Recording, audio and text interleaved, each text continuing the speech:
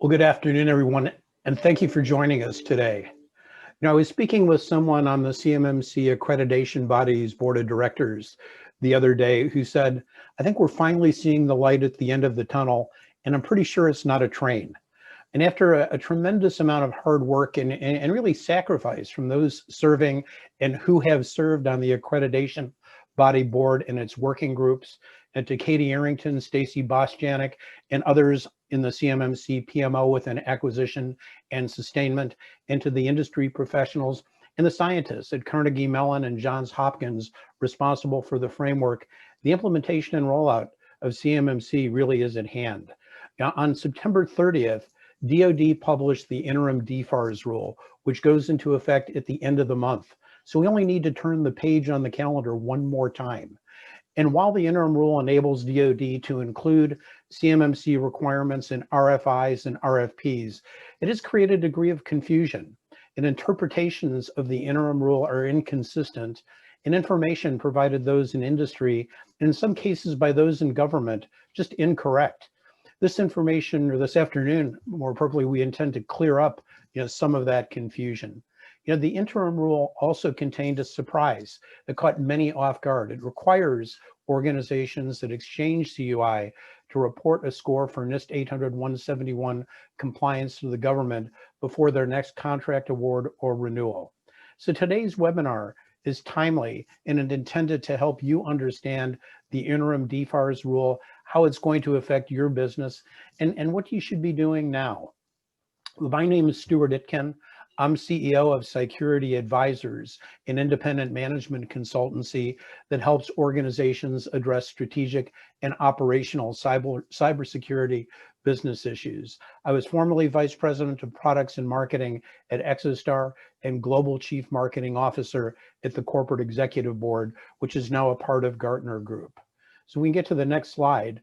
And with that, let me introduce our sponsors and their speakers.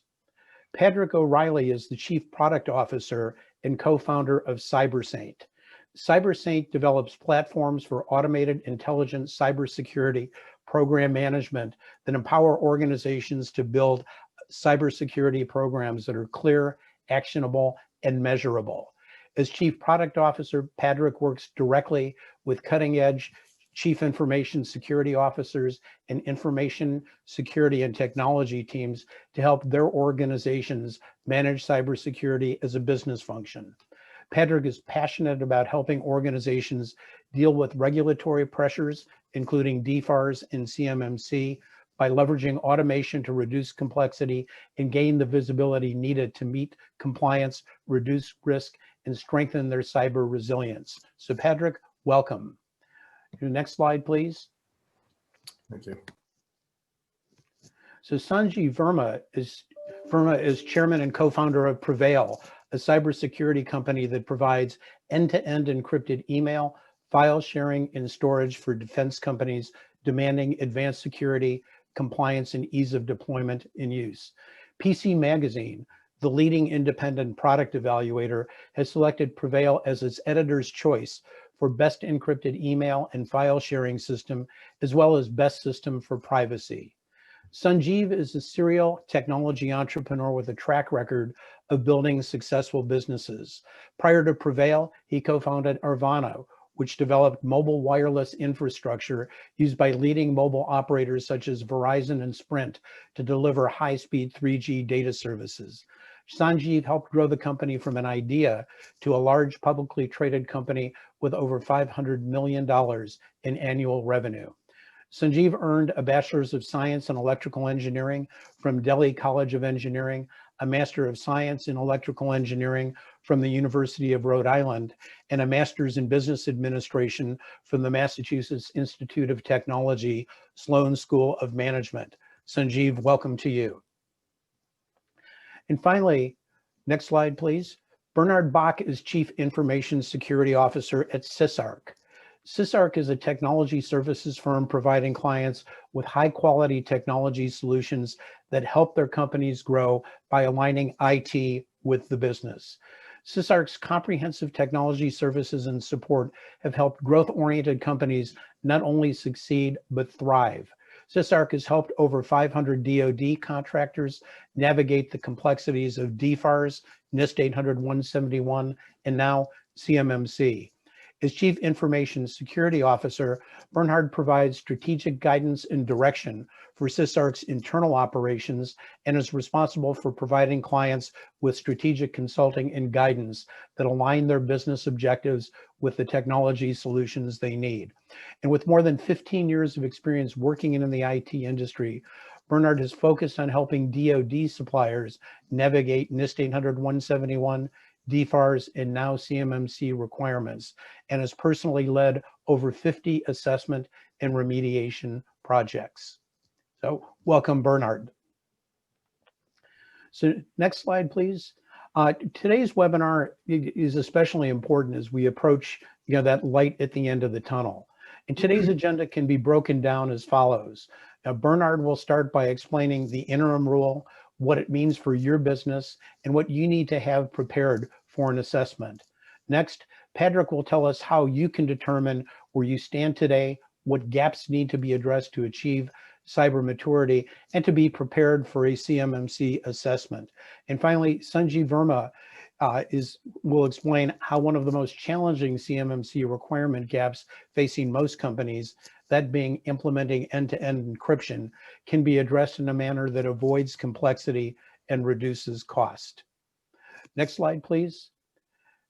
So we'll leave time at the end of the session to answer questions from attendees, and you can enter your questions into the Q&A tab of the viewer at any time. And while this session is scheduled for an hour, we've created a series of breakout rooms where you can continue the discussion with any of our speaker at the session's conclusion.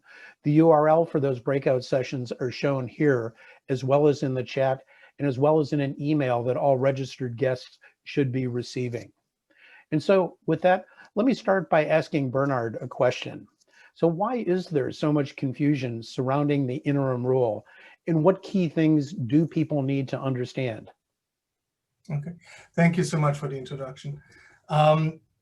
Before I go into the interim rule, I want everybody to remind actually why we are here, why there is an interim, why the interim rule is a thing, and why we have to deal with this. At very first, we have to remember the IT infrastructure of the US Defense Industrial Base, or DIB as we will call it during the whole interview today, is under attack. For many years, our adversaries have probed and successfully infiltrated government agencies, military projects, and especially they have done this via the contractors. Some of the attacks were direct but really successful attacks are always looking for the weakest link in the supply chain. And as a CISO for a number of DIB companies, I see those attacks on a daily basis. Being aware that the underbelly of our DIB has many, many, many weak points. Some years ago, around 2016, the DoD demanded of its contractors to improve their data protections. The process was based on self-assessments without a real follow-up from the Department of Defense at first. And that process didn't work well. The loss of intellectual property is still way too high and is still ongoing. So the CMMC was born, and the new interim rule is finally describing how the CMMC and this new cybersecurity certification is going to be rolled out. At the end, all the members of the DIB will have been able to prove to the auditors that they are safeguarding our data and their data, our intellectual property as a nation, sufficiently. But the rollout will be slow. It will go in steps. So what to do in the meantime? And that's exactly what the interim rule is describing. Starting at December 1st, and that's the first, can we have the first slide, please? Thank you. On December 1st, it will take in effect that the interim rule will come into effect. What that means is you read for the first time that there will be maybe 1 year, 1.5 years before you get your first certification in CMMC for most of the companies. There will be only a couple of thousand until then really involved. So to give the old system that didn't work well more teeth,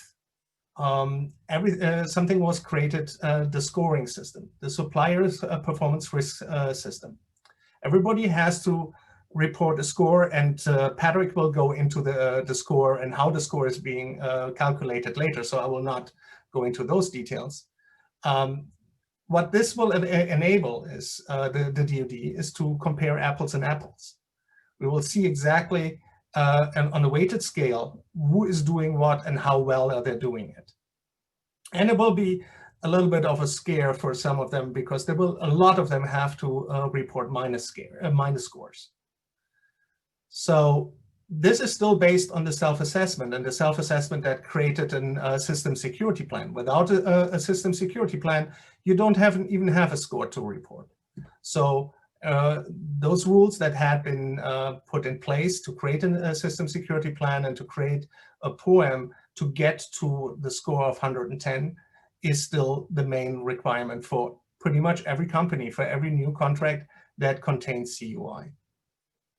And the existing rules of prime contractors being responsible for their subs has also been given teeth, because all the subs needs to report their scores as well. So the prime contractors are responsible for it at the time of award, that the score is there and everybody can see what is going on. And here now the real teeth coming in. There will be random audits for it. 1 to 2%, maybe 3% of all companies will be audited, and some of in very much in big detail, if they have given out the right scores, if they have the right plans in place, if they really can achieve their score of 110 at the end of the time frame that they had to report. So this will be very, very interesting. In short, the next 5 years, the rules will coexist with the newer CMMC until it's fully transitioned. And that's a good thing. And we see this on the next slide.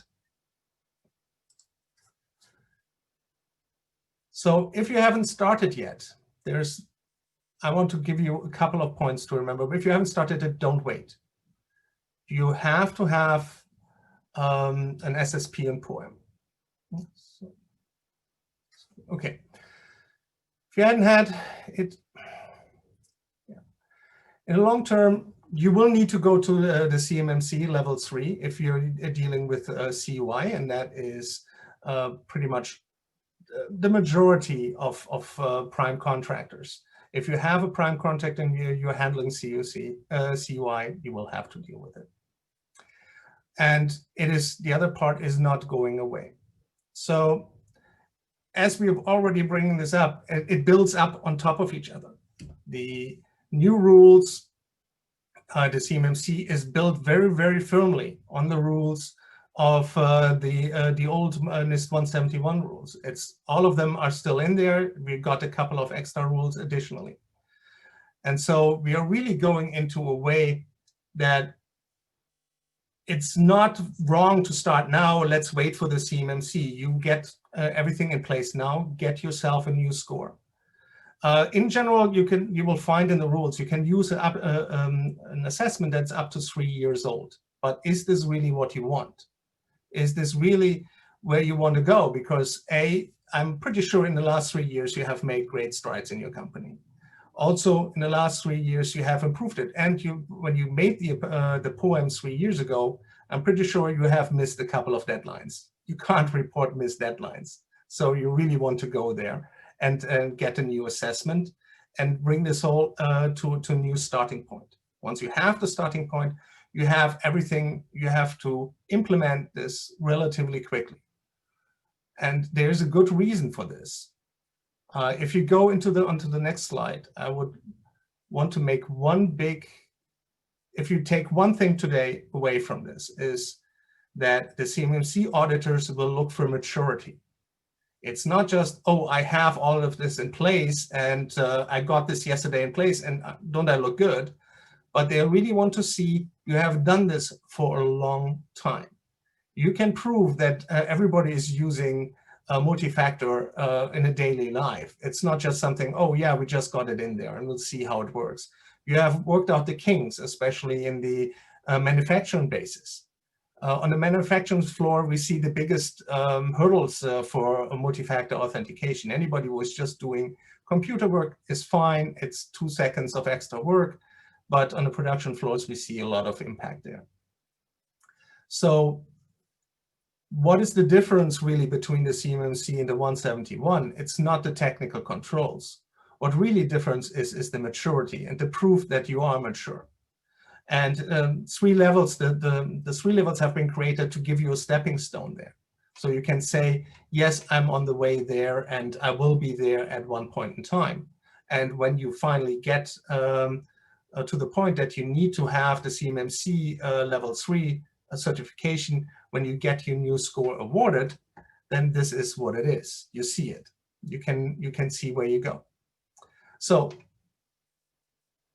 as mentioned before, the whole CMMC was built with the scientists at Carnegie Mellon and Johns Hopkins.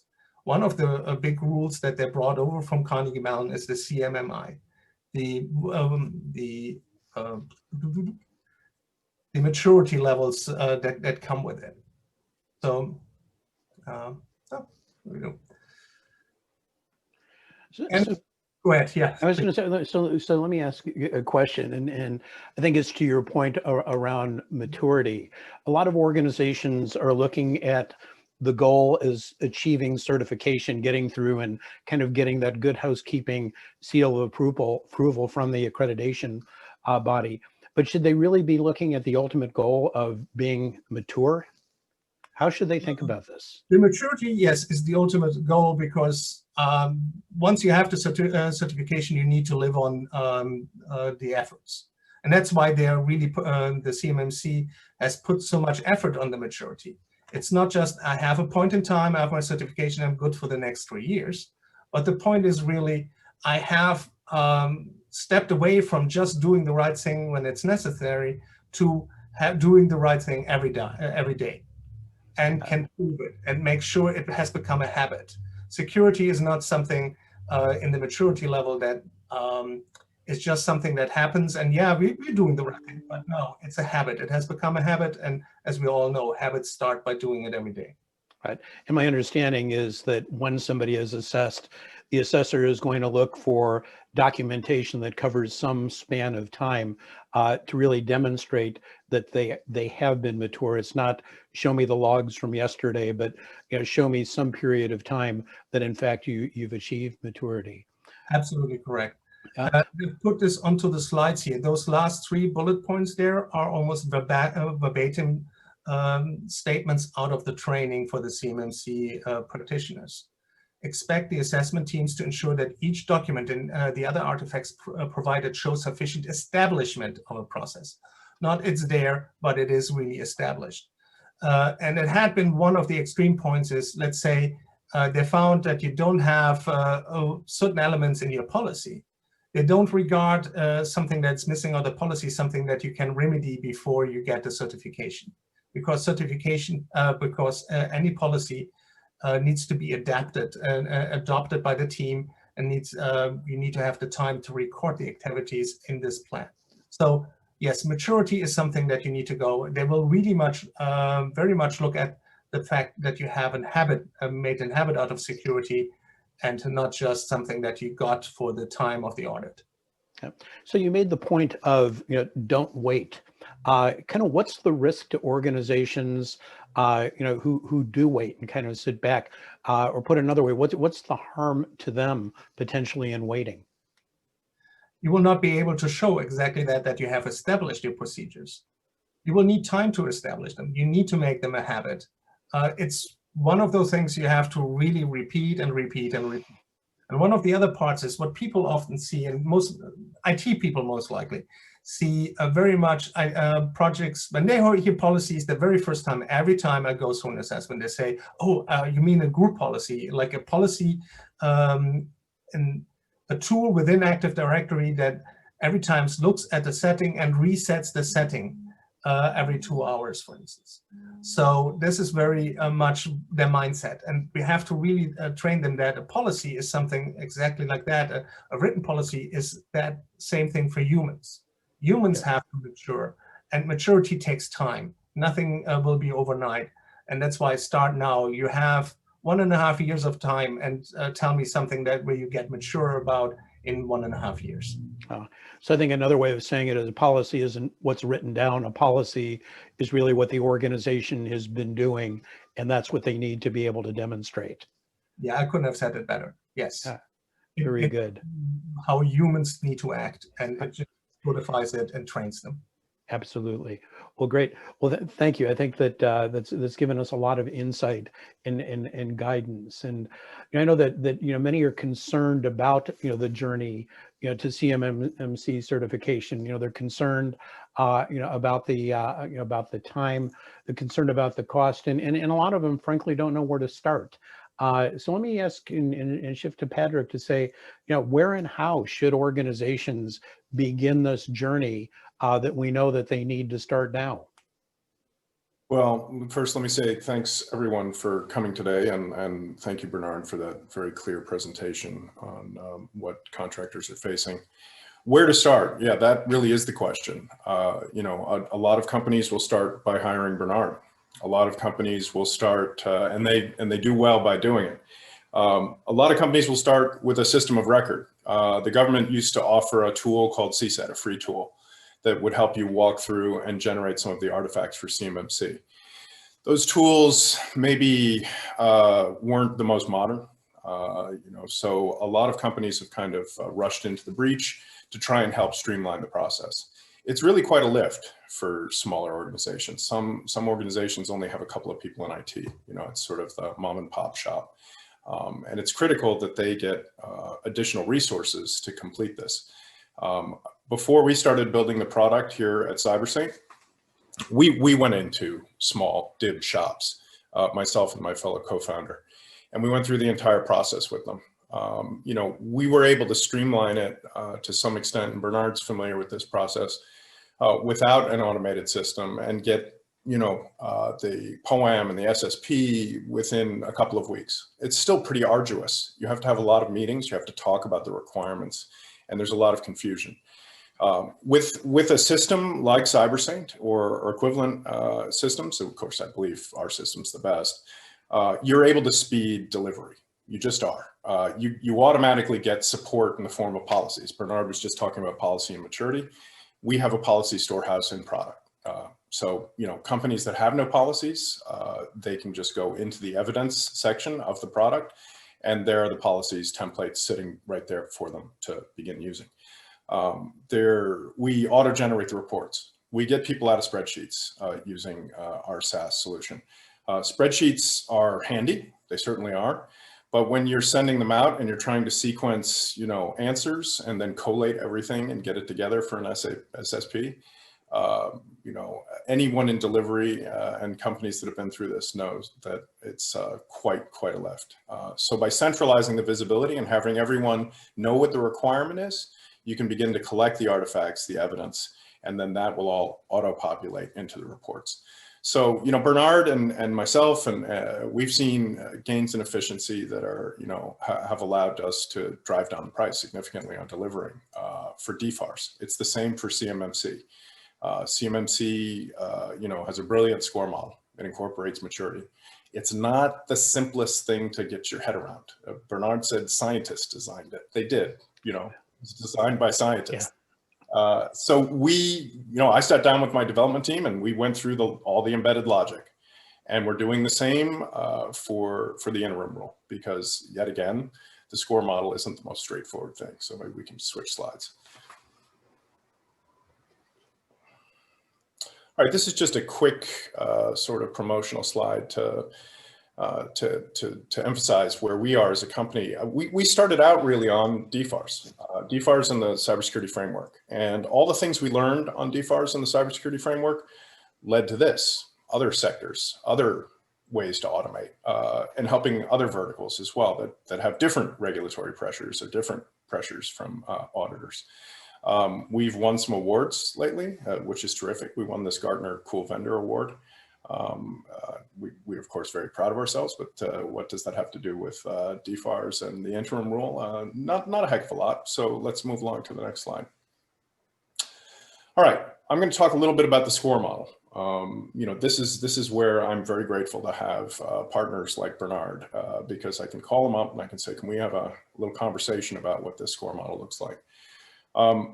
The basic idea here is that you start with points. You know, it's sort of like analogous to the SAT, where if you sign your name, you get 200 points. So you can think of it as you're a defense industrial based contractor and you've got 110 points to start. So then you go through the DFARS requirements, and these requirements are pulled from 171A, and it's subtractive. So if you don't have the 4 or 5 line items in place on a particular control, encryption, whatever it might be, you could have 4 out of 5, but if you don't have the 5th one, you're going to get a point subtracted. You might get 3 points subtracted. You might get 5. There's less of the 3 and 5 point. I think it's 3.53 and 3.13.11 that are 5 point, and the rules are a little interesting. So there's that issue. What does it mean to subtract points out of 110? Well, you can get down all the way to 205 once you're through the entire requirements. So you can think of it as, you know, the negative score, you know, might look bad, but in truth, if you normalize negative 205 to 110 to 0 to 100, there are many negative scores that put you at, you know, 50, 60, 70% compliant. So again, I just want to emphasize that this can be baffling for contractors that are just encountering it for the first time. And what we try to do at CyberSane is to embed that score model, to embed the logic, so that all you have to do is answer yes, no. Or if you're working with a partner, answer yes, no. And you're going to see the score there. So we take care of that for you. Next slide, please. All right, people, process, platforms. You know, NIST famously says that controls are made up of people, process, and tech. You know, it's true. And what are you doing when you baseline yourself against a standard? You're fundamentally seeing, you know, where you can address these things using people, process, and tech. So at the end of an assessment, you really have a question: where do we go from here? You know, this is the plan of action and remediation, which our system also produces automatically. How do you make those decisions? You know, there are budgetary constraints. There are cost benefit analyses. So in system, we have an algorithm that looks at your controls, looks at where you are on them, and then we'll produce an automated rank ordered cost and impact based analysis. That's one thing we can do to help. Another thing we can do to help is we have a risk register. You can assign, you know, the top 5 risks you seek to address. You can then link that to the controls and where you stand on them, and then make a decision around resourcing. And you can also add solutions and game out the security return on investment. These are the conversations that need to be had in light of where to go. And, you know, to re-emphasize what Bernard said about process, getting ahead of this is advised, because process is a time thing. It's time series. So all of our costing models and system involve CapEx and O&M and time series. And we try to view risk and compliance in terms of time. So the longer you're in and the longer you're developing, the better. And the head start you'll get on CMMC, which really regards, you know, process as a separate dimension. It's really maturity, and it's right there next to the practices. So you have a practice and you have maturity. I like to say to my sales team that, you know, what is the difference between a practice and a process? You know, what are you talking about? And they're all ex-hockey players, or at least half of them are ex-hockey players. And they just love hockey. So I said, well, you know, during a game, you know, did you have some slap shots? Yes, that's a practice. Okay. What did you do after the game? Did you go watch film of your technique? That's the maturity. That's the process. That's the refining the actual practices. So let's go on to the next one. All right, tracking towards cyber maturity with CMMC. You know, I went down and met with DoD around CMMC. I'm a big believer in CMMC. I'm with Bernard. I really think, you know, that the leakage at the level of the subs it can't continue. You know, when you see equipment flying halfway across the world that's identical to our equipment, it's incredibly exasperating. This is a real problem, you know, and I do believe that, you know, the approach that CMMC represents will secure the defense industrial base significantly. It's a large project. You have to baseline across all of these contractors. It's quite an issue. One of the things we have in system is the ability to kind of view across service providers, manufacturers, and the like. So, you know, all of the various functional areas that have to be addressed are something that you can view in our system. Additionally, you can also see where you stand on the cybersecurity framework, because all of DFARS and CMMC are allied very closely with those as well. So.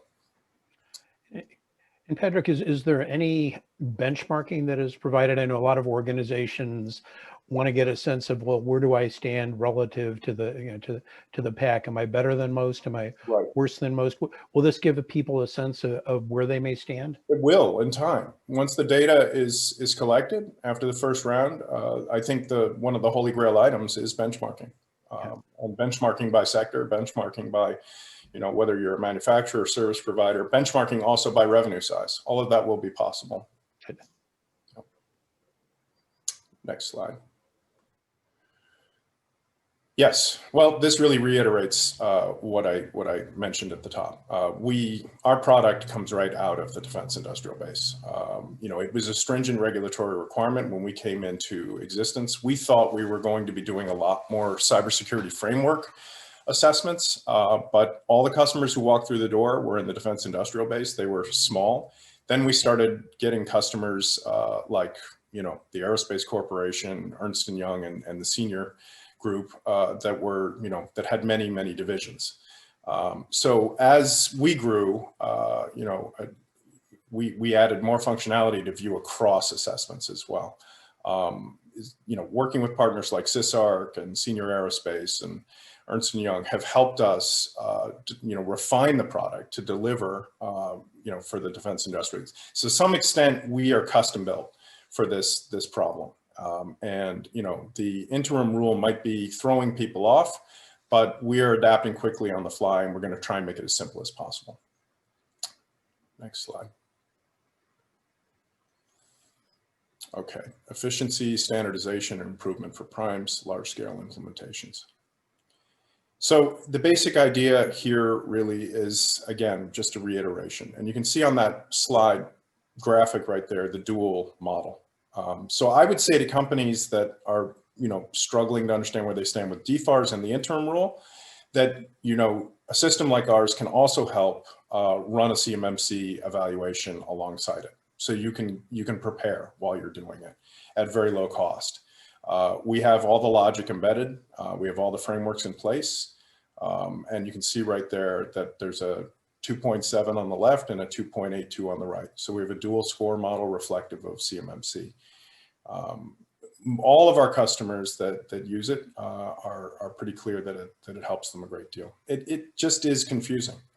And, you know, we try to ingest some of the confusion, clarify it, and then hand it back for you. So next slide. Well, these are, again, just some, you know, slides that talk about the efficiencies. You know, I'm more interested, obviously, you know, maybe not obviously, but I'm more interested in, you know, when I talk to Bernard, you know, how can I help to improve this? You know, obviously it's good that we have customers who will say positive things about us, but I want to hear it from Bernard. I want to hear it from, you know, General Dynamics. I want to hear it from Northrop Grumman. I want to hear that, you know, we are helping to solve this problem. I want to hear it from Katie Arrington, you know, when I went down and presented to her. So, you know, we're all in this together. It's a difficult challenge, and, you know, I remain committed to helping to drive improvement in this area. Next slide. Okay. So again, this is just more coverage on, you know, startups. We have several defense industrial based startups in system. This is a really cool company if you want to look them up, you know, offline. Paperless Parts. You know, they came to us early on. They really didn't understand some of the standards. They now work in this space themselves, delivering solutions. So like I said, we are really all in this together. Next. All right. Good. And so just a couple of questions. You said that this is, as you said, it is a detailed process. It was created by scientists, not necessarily by practitioners, but at the same time, organizations, especially smaller organizations, are concerned about the cost of all of this. Is your tool something that at least they can get going by themselves to get ready, perhaps before they engage somebody like a CISARC to help them through the process? Absolutely. They can baseline themselves, intuitively using the product. They don't have to jump into the big spreadsheet. And then when, the more difficult questions crop up, and they will, around multi-factor authentication, device security, mobile device management, things like that, key cards, that's where Bernard can really, kick some butt. I mean, but they can start baselining themselves on the things they do. I mean, everyone sort of knows what they're using, Active Directory. They can get through some of the access control stuff themselves. But when it comes to the more difficult things, you might need a hand, but you can definitely get a head start with this system. So great. So this gives people a starting point and kind of helps them walk through that process until they get to the point where, they kind of get to the graduate level questions, and then it's on to a partner perhaps who can help them. Correct. Yeah. So just from the experience so far, I mean, do you have any indication of how organizations are scoring in general? Are organizations closer to 110 or closer to minus 205 or somewhere in the middle? And an organization that is sitting there with a low score today, is that something they should be concerned about? Not necessarily, and Bernard can probably speak to this as well, but, because we can support a lot of visualization across different organization types and system, I generally see that services tend to rank a little higher, manufacturing a little lower, and then when you slice it by revenue, it's what you expect. The more resource you have to address gaps, the better you're doing. But I see most companies tracking right down the middle of the pike. It's the range is anywhere from say 40 to 60 on a 0 to 100 score. That would probably put you at a negative 50 to negative 100. Companies have a fair amount to do in terms of remediation. That's why they need help. And as we've said, it's important. I'm sorry, Bernard. No, I just wanted to really make this clear that this is exactly what we see. It's and have used now over 60 assessments now with CyberStrong. It's almost a Fibonacci curve. You see everything in there, everything happens, but it's exactly the same experience. Services, someone who is purely in the cloud or has just a pure network with a file server is miles ahead of anybody in manufacturing, where we still see Windows 98 in the network. Okay. Good. And anybody who understands Fibonacci curves certainly can talk with those Johns Hopkins scientists a lot better than the average practitioner within the DIB. So good. Thank you. So let me kind of to move on. I know one of the things, again, we keep hearing repeatedly is, start now. And Bernard, you emphasized, that during your conversation, every time I hear Katie Arrington, it's, start now. Organizations need to get going now. And there's a lot of challenging requirements out there. Encryption is certainly part of it, but a number of other requirements that organizations need to meet to be able to satisfy CMMC, to be able to address the issues within 800-171 for their SPRS reporting. Sanjeev, let me ask you, how is it that Prevail is helping organizations, address these challenges? How are they taking the cost and the complexity really out of meeting DFARS requirements, not just encryption, but being able to satisfy the whole rubric of items?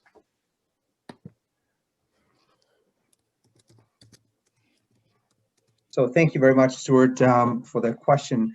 I'm going to use a structured presentation really to provide some insights into your question. So I think, as my co-presenters have articulated, the audience today is in a quandary. You need to go and report your score per the new DFARS requirement. If you handle CUI, you need to be on the path towards becoming CMMC level 3 compliant. But How do you do it? What are these things? And so my talk is all about, providing ways for you to simplify your goal of improving your DFAR score and ultimately becoming CMMC level 3 compliant. So before I start with simplifying, I am going to make things a bit more complex.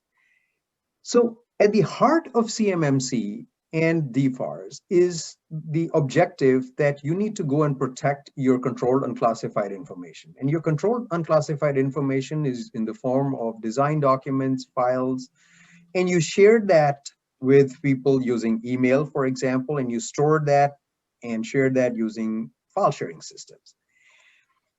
For most companies, those file sharing systems and email systems are either Office 365 or Exchange or Google. And here's the complex part of it. None of those systems are compliant for CMMC. So now you say, well, I'm an organization. What do I need to do in order to become CMMC compliant? Let's make it a little bit more complex for you. CMMC, as our fellow practitioners articulated, has about 17 domains and 130 controls. It's enough to make, for most organizations, your head spin. Things ranging from access control, situational awareness, risk management, and so on. So you start by saying, look, I am a small to medium business, or I'm a supplier to a prime, and almost any organization other than a handful of primes is nowhere near meeting these requirements. So what is one to do? Is this a really complex activity? And the answer is you can simplify this thing. And the simplification comes from doing two things. Number one, if you use an appropriate secure tool for sharing and storing your controlled and classified information, you can check the boxes that are shown in green just by the usage of that tool. The second aspect is, as Bernard indicated and as Padraig indicated, you need policies and procedures. So it's the tool that you're using that is inherently CMMC compliant in conjunction with policies and procedures gets you the boxes in yellow. And then there are the boxes in blue, and those require policies and procedures. So if you simplify it for most organizations, in order for you to get a high score on the DFARS, or for you to become CMMC compliant, you need to have a tool and policies and procedures. And Prevail is an end-to-end encrypted email and file sharing tool that is the tool or the technology part of the process. But we're not the only tool. So as I mentioned, if O365 is non-compliant, if Gmail is not compliant, what are your choices? Well, Microsoft does provide you with a choice. And that tool is, as many of you probably heard, called Microsoft GCCI. It's a very capable tool. It is absolutely going to provide you with the security that is necessary for CMMC compliant. But it has issues. The first issue is that for most companies, especially SMBs, it is an exorbitantly expensive tool. And why is that? So the model for GCC High is, it says, since O365 or G Suite is non-compliant, we will require you to get rid of them, remove them, and replace them with GCC. But this process of removing your O365 and G Suite and replacing with GCC takes months and months of planning, and it's tens of thousands just to plan that activity. The next thing GCC says is that you must deploy GCC to all users, and it's a much more expensive license. So now you're looking at a long drawn process, which eats into your time for proving maturity, a very expensive process. And here's where Prevail steps in. Prevail basically says, look, you keep your O365 and G Suite and overlay it with Prevail. And that process occurs in hours to a day, as opposed to months of planning. And second, it says you deploy only to the users in your company that handle CUI. You don't need to deploy to everybody. And the combination of the avoidance of any kind of consulting fees, rapid deployment, and the fact that you're deploying only to the enclave that handles CUI typically results in about 75% lower cost compared to GCC High, and often it's 90% lower. And then the final distinction is that while GCC is absolutely compliant, we believe, again, it's a legacy system and offers adequate security. But where Prevail comes in is by providing you end-to-end encryption with a zero trust model that protects your files, even if the server's attacked, your admin's attacked, or your passwords, etc., breached. So let's step into the security aspects of it. Why, if O365 is not compliant, why are they not compliant? Why are they not secure? And what does Prevail bring in terms of encryption to go and make you compliant? So as most of you who are IT professionals are familiar, in a traditional system like O365, you send an email or you have a file sharing system, and it goes to your servers, whether they're in the cloud or on-prem, passed on to the other server, and then to the end user.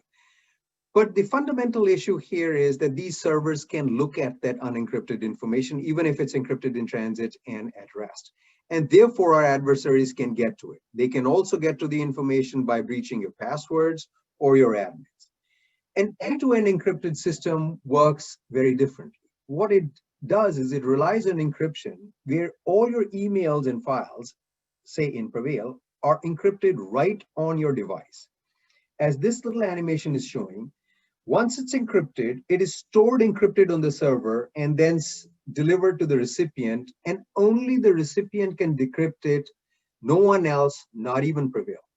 So if you attack the server, and the server for Prevail is AWS GovCloud, or even if Prevail hands over this information to an adversary, which of course we won't, but I am saying hypothetically, the adversary gets nothing because it's just encrypted gibberish, because the information was encrypted by the company, by the individual using the system, and the keys are essentially available to them. And that's why the NSA's #1 guidance for protecting information is use end-to-end encryption. The second aspect of what makes the system particularly easy for folks is that you can set yourself up as a trusted community. You can say, look, the users in my company that handle CUI, along with my suppliers and partners that I exchange that information, I'm going to define them through their domains or email addresses as my trusted community. When that happens, CUI can only flow encrypted, again, end-to-end encrypted between this trusted community. And if the attacker tries to communicate with you, even if they have a Prevail address, they can't do so. Neither can you exfiltrate information out. So it's this combination of modern technology which protects you against server, admin, and user attacks, password breaches, that gives you the points that you need to become a high scorer on your DFARS assessment, and it gives you the path to CMMC level 3 compliant. So now I'm going to show you saying, okay, but how does this thing work? You said it's simple. I'm going to just demonstrate that for you in 5 minutes.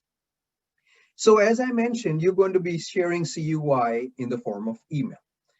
And I said you don't need to get rid of your O365. So here's an Outlook user. Here's their email account. And here are emails that are in this account that are not encrypted, non-compliant.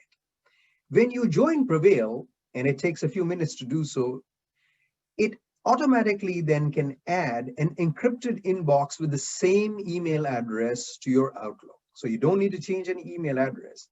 And this is where all of your encrypted emails that are compliant with CMMC requirements, etc., come in. And you interact with them just as you're used to. I had sent slides for this presentation over here. I receive it. I just open it, special site to go to, and I say whatever, thanks, and I send it. So that's how you receive information. How do you send it? The system basically is having auto encrypt capabilities. So all you do is when you create a new email message, the message is by default not encrypted. But as soon as you start typing the names of the people that you want to send it to, so for example, it's Ed Murphy who we're going to send it to. This user is Alice. And Ed is somebody who does handle CUI, who's got Prevail within your company or perhaps within your partner. The moment I put Ed's name in there, the message switches to an automatic encryption mode, and you can send CUI and ITAR data in there, and basically off you go, you send it.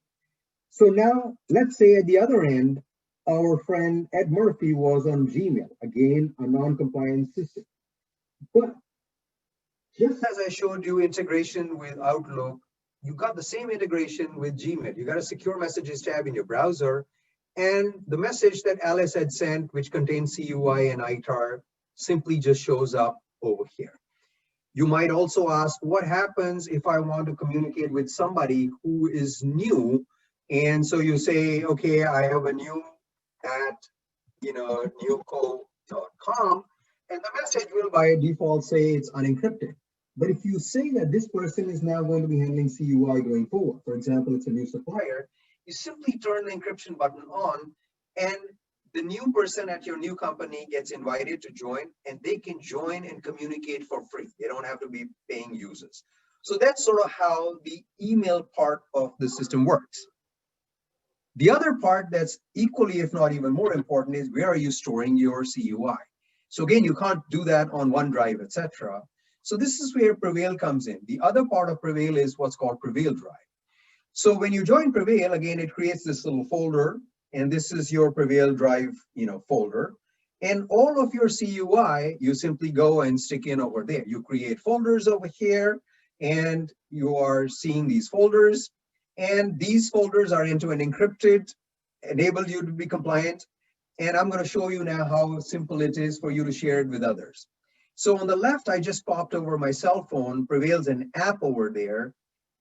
You open the app, it says authenticate, it has Face ID in there. And again, all your CUI encrypted emails are over here, but also so are your files. At the bottom is Prevail Drive, and you will see that any folder that you had created on the computer is automatically available to you on the phone. So I'm going to show you, for example, that, here's a new Navy project that you're starting. You open it. You open the same folder on the computer, on the phone, there's nothing there. How simple is it to be compliant? Let's say you got a document that contains CUI, you simply drag and drop in there. The document is encrypted, stored on AWS GovCloud. You'll instantly notice that it showed up on your phone because it's your device, that's an authorized device. You can open it, and you can also share it. So I can share it, for example, on the phone. I just click right, say share. And if I'm sharing it with another recipient within the company, I add their email address, or if it's outside the company, that's no problem. And you set permissions as you would like. If you want the person you're sharing with to be able to edit the document and share it further, you enable them to do so. But if it's a super sensitive document and you don't want them to even download it, you set the permission to view only. And when you do so, basically the other party can only look at the document in the browser, but do nothing else. They can't even download it. So again, from the perspective of CMMC, you must protect with encryption your email communication or any communication with folks that you're sharing CUI with, and Prevail does that.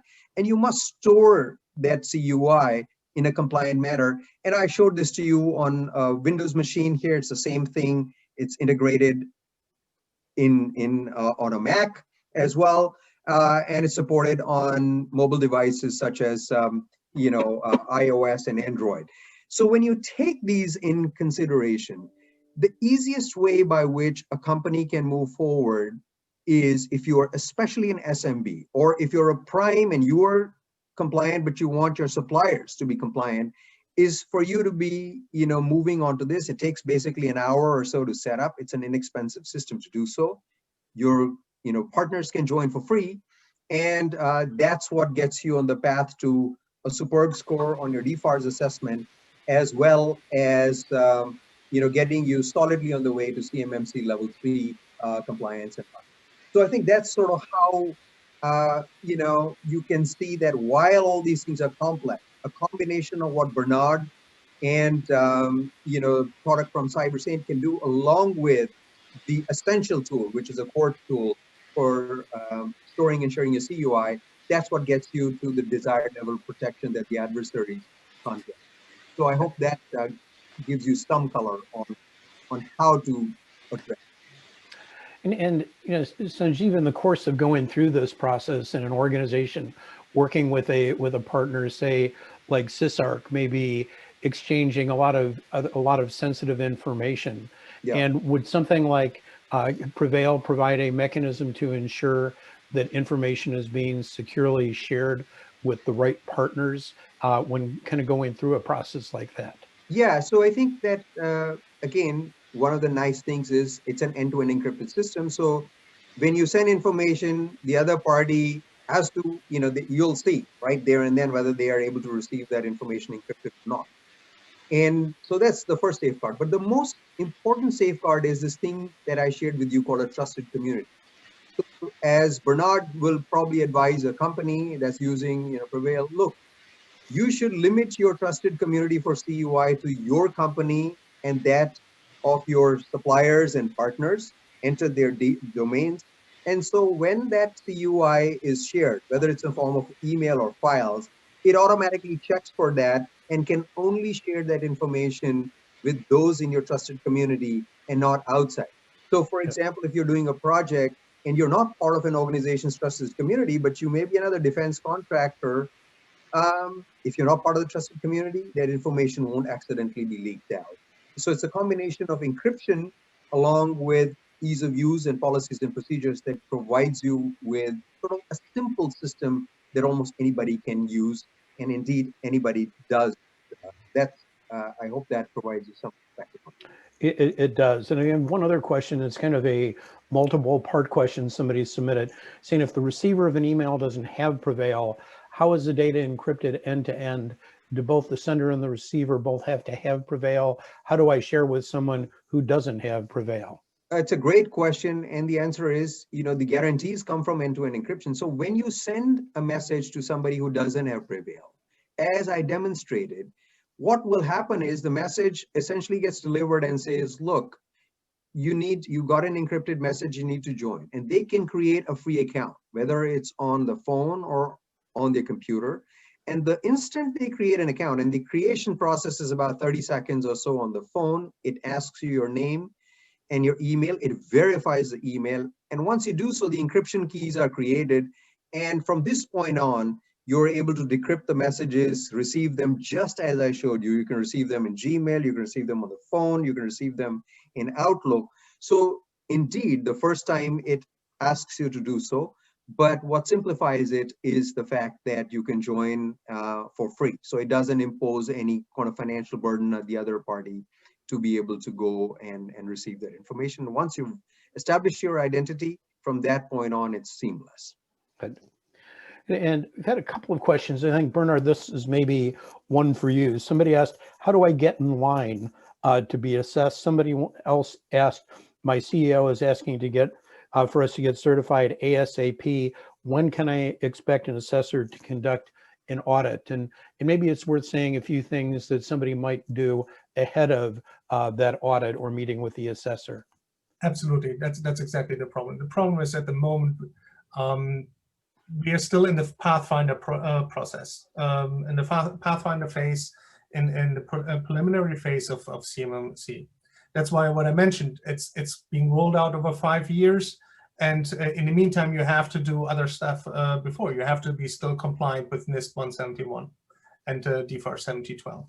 So the auditors, my best guess right now is October 2021. At the moment, we have 72 auditors, and they're essentially reserved for the Pathfinder program. That's those 15 contracts. If your company belongs to those companies will bid onto those 15 Pathfinder programs, you will have to directly talk to the CMMC AB, apply for it, and an assessor will be made available for you. If you just want to jump the queue and get ahead, you most likely will have to wait until more have been trained. We are still in a transition phase, and any assessment against CMMC, any certification right now is provisional. So whoever is going through the process and gets a provisional assessment right now will have to go later on through another assessment to work with a delta, if there's a difference between what is in during the provisional phase and what is later. So it's not always advantageous, yes. But as I mentioned before, you need to take the jump now. A, you need to have a believable SPRS score. You need to have this enabled, or the DCMA can come after you with the False Claims Act. And whatever it is, start now, because you will need the time to get there. When the first auditors will be there, again, that's depends on where you are in the queue for those contracts.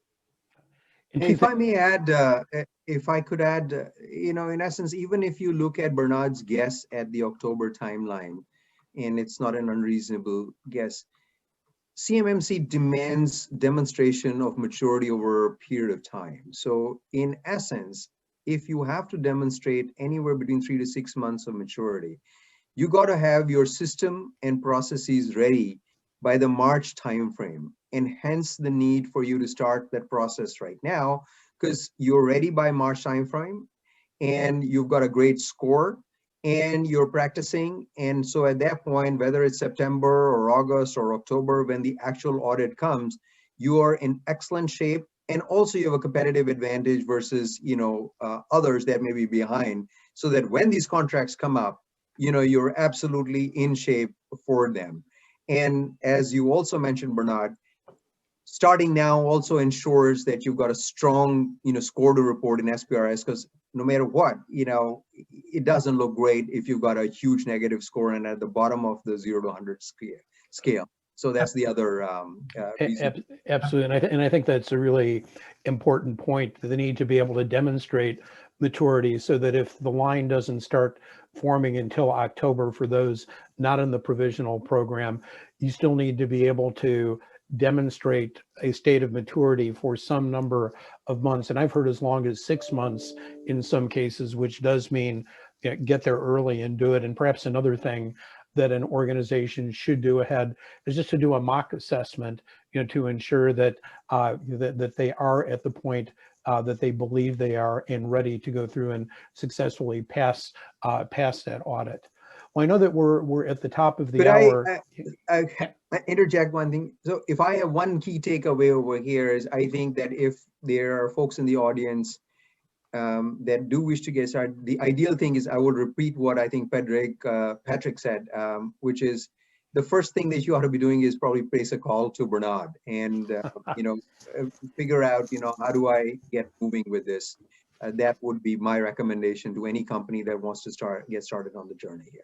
Very good. I think an important point. And so, as I said, we're at the top of the hour, but the opportunity to continue the discussion with our panelists continues. I want to thank all of you for attending today. I want to thank Bernard, Patrick, and Sanjeev and their companies so for sponsoring the session today. Session will be recorded, and recording will be available through the Prevail website.